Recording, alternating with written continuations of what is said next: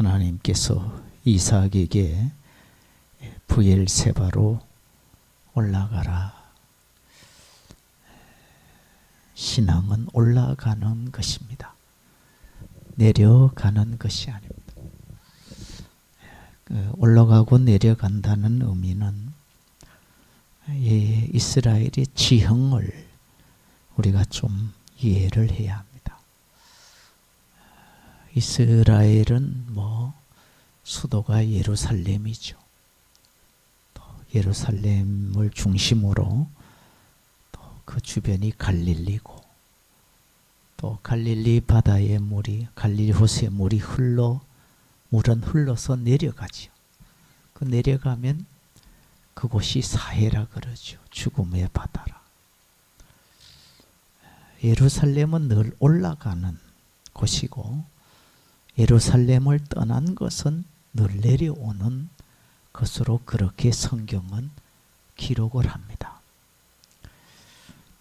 예수님께서 비유하신 그 누가복음 10장에 선한 사마리아인의 비유, 거기에 어떤 사람이 예루살렘을 떠나서 여리고로 내려가다가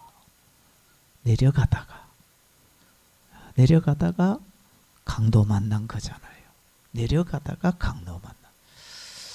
그 여리고는 종려의 성읍이라고 할 정도로 종려 나무가 아주 많고, 또 열매도 있고, 또 성지순례를 가보면 여리고에서 나오는 아주 과일이 인기도 있고 맛도 있고, 또 여리고는 길목이 있어서 교통의 요지고 중심지. 그래서 어떤 사람이 예루살렘을 떠나 여리고로 내려간 이유가 주석가들의 견해가 다르지만 장사하기 위해서. 장사는 돈 버는 거잖아요. 자기 이익과 목적을 위해서, 자기 삶을 살아가기 위해서 예루살렘 성전이 있고 한 그 예루살렘을 떠나서 여리고는 세상을 말하고 내려가다가 만난 것이 바로 강도를 만났다. 다 빼앗겼지요. 가진 것 빼앗기고, 건강도 빼앗기고, 마지막 남은 것 하나가 목숨인데 그것 하나 붙잡고 있다가 사마리아인 만나서 살아나게 되는 비유가 바로 강도 만난 자의 비유입니다. 성경에 보면 늘 이 내려갈 때 문제가 있습니다. 아브라함도 성경에 보면 그 땅에 흉년이 들었을 때에 애굽으로 내려갔다 그러더라고요. 아브라함도 내려갔어요. 내려갔다가 거기서 아브라함이 또 아내를 누이라고 속이고 또 위기를 모면하기도 했지만 봉변을 당하기도 하고, 그 아버지와 동일하게 그 아들 이삭도 성경에 보면은 그 땅에 흉년이 들므로 26장 1절에 그렇게 돼 있어요. 아브라함 때에 첫 흉년이 들었더니 그 땅에 또 흉년이 들매. 아버지 아브라함 때에 아브라함이 살고 있던 곳 가나안이잖아요.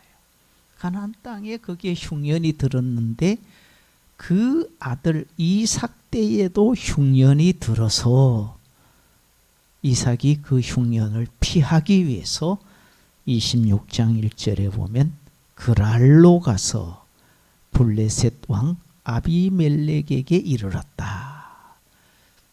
그랄로 간 거예요. 내려간 거예요.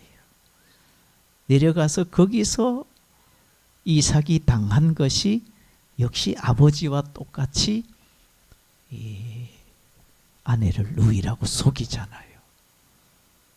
너무나 예쁘고 너무나 사랑스러운 그 딸을 사람들이 탐하기 때문에 아내를 빼앗기 위해서 남자인 나를 죽이고, 그렇게 두려워서 거짓말하지요. 그래서 누이라. 근데 그것이 나중에 드러나서 결국에는 아비멜렉, 그랄왕 아비멜렉으로부터 왜 속였느냐 책망받기도 하고, 오히려 그 일로 통해서 아비멜렉이 이삭에게 많은 재물을 주었다. 이게 다 내려가다 만난 일입니다. 내려가다가 좋은 일이 아니라 좀 불행한 일, 만나서는 안 되는 그런 일들을 만나게 된 거예요. 아브라함도 그렇고 또 그 아들 이삭도 내려간 거예요. 그래서 26장 오늘 23절로 오면은 하나님께서 부엘세바로 올라가라. 이 올라가라고 33절에도 그런 말씀, 그가 그 이름을 세바라 한지라. 그러므로 그 성읍 이름이 오늘까지 부엘세바더라. 부엘세바의 뜻은 맹세의 우물이라는 그런 뜻이죠. 이삭의 삶은 어떻게 보면 부엘세바로 올라가라, 그리고 부엘세바라 하였더라, 부엘세바로 시작해서 부엘세바로 이렇게 끝이 나요. 이 올라가야 된다는, 내려가면 흉년이 들었다고 해서 내려가면 오히려 잘 되는 게 아니라, 이 베들레헴 땅에 흉년이 들지요. 그때에 베들레헴을 떠나서 모압으로 갔던 사람이 성경에 나오는 나옴입니다. 나오미, 룻기에 나오는 내용이죠. 흉년 들었다고 떠난 거예요. 우리 삶에 이런 흉년이 있지요. 꼭 가뭄이나 기근이 흉년이 아니라 우리가 만나는 원치 않는 어려운 일들, 지금 코로나 상황도 우리가 만난 인생 흉년이, 이런 것 때문에 우리가 이 위기를 피하기 위해서, 이 때를 좀 면하기 위해서 내려가고 떠나면 잘 될 것 같아도, 나오미가 떠났을 때 모압 땅으로 갔을 때 잘 됐느냐? 성경에는 그렇잖아요. 남편도 잃어버리고 두 아들 엘론과 말론과 기럨마저도 잃어버리고 그의 자부들, 과부 셋만 남아있잖아요. 결국에는 흉년 피해서 베들레헴 떠났다가 다시 결국에는 오르바는 가버리고 나오미와 룻이, 시어머니와 며느리, 이 두 가부가 다시 베들레헴으로 돌아오는 얘기가 룻기잖아요. 떠나서 잘 되는 게 아니고, 떠나면 더 편하고 더 형통한 것이 아니라, 성경은 떠난 자가 잘 되는 게 없더라. 그래서 어려울 때, 흉년이 닥칠 때, 위기가 닥칠 때, 그럴 때일수록 예루살렘으로 올라가야 되고, 부엘세바로 올라가면 거기에 주님이 예비하신 은혜와 복이 있더라. 아래 우리 시차례가 있었고, 시차례 식사를 하고 또 교회에 와서 차를 한 잔 이렇게 하시면서, 보통 회의보다도 뒤에 만나서 하는 얘기가 더 때로는 재미도 있고 은혜도 되고 그런 게 있거든요.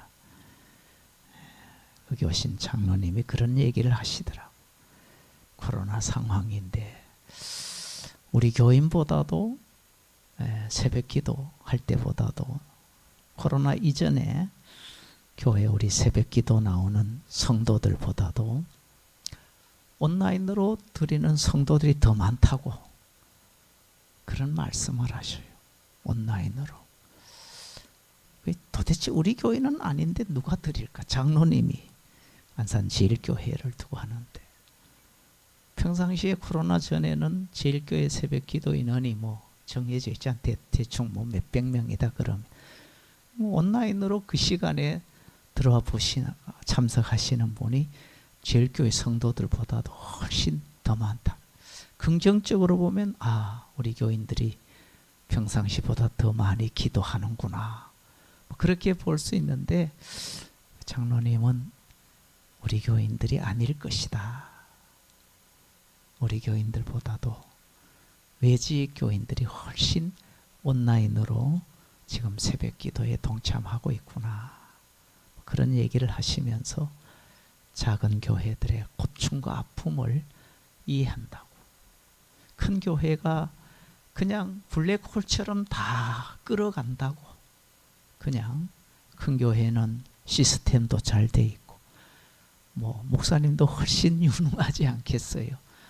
음향도 뭐 화면 처리도 잘 되니까 주변에 있는 수많은 작은 교회들을 그냥 이렇게 상대적으로 우리 시찰도 약한데 뭐 예배도 못 드리는 교회도 있고 새벽 기도는 생각도 안 하고 그런 교회들이 우리 시찰에 우리 노예 안에도 많은데 그런 흔히 말하는 메가처치 큰 교회는 오히려 그렇게 많이 이렇게 한다고. 이걸 우리가 정상적으로 봐야 되느냐, 이걸 우리 교회의 은혜고 축복이라고 봐야 되느냐, 좀 갈등도 고민도 된다 그런 말씀을 하시더라고요. 어쨌든 뭐 온라인으로라도 이렇게 예배 참석하는 것 대단히 뭐 바람직하고 좋은 거죠. 그러나 그러지 못한 경우가 있지 않을까. 예배마저 없어지고 신앙생활을 등한시하는 그런 성도들이 많이 있다. 지난번에 내가 기독공부 통계를 인용해서 말씀을 드렸습니다마는 한 해에 10몇만 명이 이렇게 떠나는 엑소더스 사건이 금년에도 또 코로나로 인해서 더 심해지지 않을까. 이런 때에 우리 성도들이 어디로? 예루살렘으로, 부엘세바로 저 높은 것을 향하여 자꾸 올라가야 되지 않겠나. 힘들다고 나태해지고 게을러지는 것이 아니라 올라가야 되겠다. 그냥 제 얘기를 좀 한번 해보겠습니다. 우리가 보통 뭐 집에서 먹는 식사도 있지요. 또 간혹 가다가 외식도 합니다. 외식은 뭐 밥하기 싫어 가서 먹는 경우도 있지만 뭔가 좀 특별한 것, 맛있는 것, 집에서 쉽게 먹지 못하는 그런 것들을 한 번씩 맛보고 경험하기 위해서 하는 그런 외식이 참 많지요. 근데 외식은 몇 번 하면은 또 지겹잖아요. 아무리 맛 좋은 식당도 두세 번 가면 잘 가게 되지 않는. 근데 이상하게 집에서 먹는 밥은 뭐 질리지도 않고 특별하지도 않는데 그냥 식은 밥도 잘 먹고 반찬이 조금 부실해도 뭐 괜찮고 또 반찬이 떨어진다고 해서 아내에게 손들고 갖다 달라 그러지도 않고.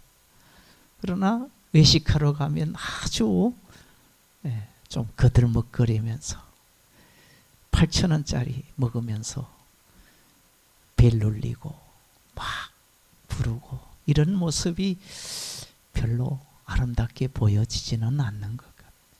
그러면서 제 나름대로 생각한 것이 오늘 예배드리는 우리 성도들은 참 단골 고객이다. 단골 손님이다. 제가 그런 생각을 이렇게 해봤어요. 얼마든지 온라인으로 훨씬 요능하시고 은혜되는 말씀도 있는데 이 식사도 못하고 앉아있는 분들, 사도 바울이 사도행전에 말한 것처럼 바울아 네가 미쳤다. 정말로 예배에 미치지 않고는 나와있지 못할. 그래서 참 고맙기도 하고 어떤 시차례 때 우리 제일교회 외에 다 그런 아픔을 가진 목사님들이 주고받은 대화의 내용이 그거예요. 이 코로나가 참 교회를, 참 성도들을 힘들게 한다.